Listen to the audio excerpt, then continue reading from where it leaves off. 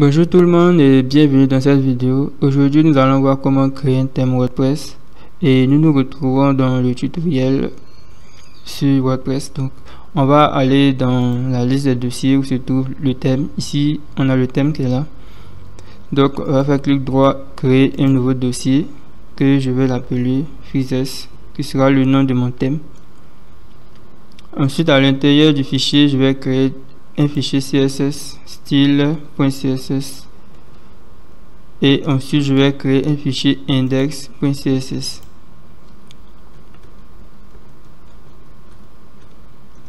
Maintenant que j'ai créé le fichier index.css, dans le fichier style.css je vais mettre un commentaire et à l'intérieur du commentaire je vais écrire thème name comme ça, deux points, et je vais mettre le nom du thème qui sera Freezes.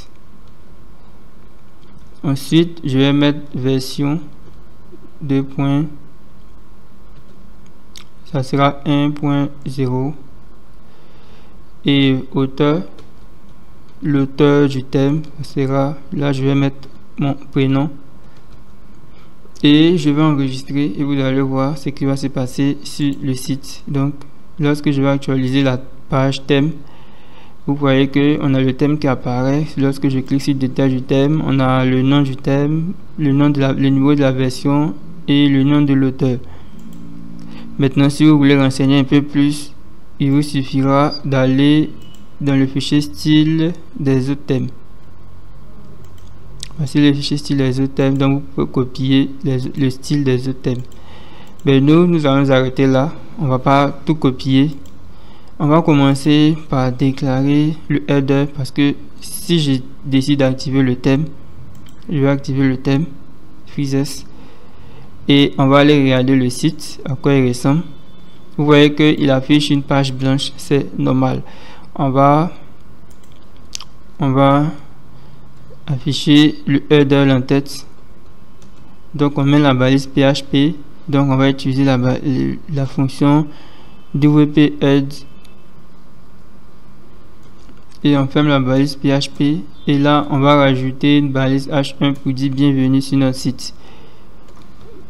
Bienvenue sur notre site WordPress.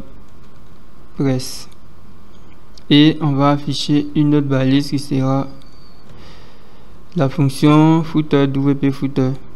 Donc wp underscore footer. Bon, là je vais pas oublier de mettre le point virgule juste à la fin et je vais enregistrer. Ici, lorsque j'actualise, voici, nous avons le texte qui est là et nous avons le footer qui est là. Ce que nous allons faire, on va d'abord commencer par créer un autre fichier ici. Donc on va créer un fichier header.php et dans le header.php je vais mettre la balise minimale en HTML et je vais retirer ici, je vais retirer ça en mettant juste wp underscore head.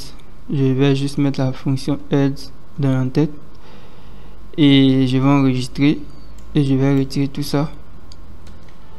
Je vais créer une fonction footer qui sera le pied de page, footer.php, et je vais juste mettre le footer à cet endroit là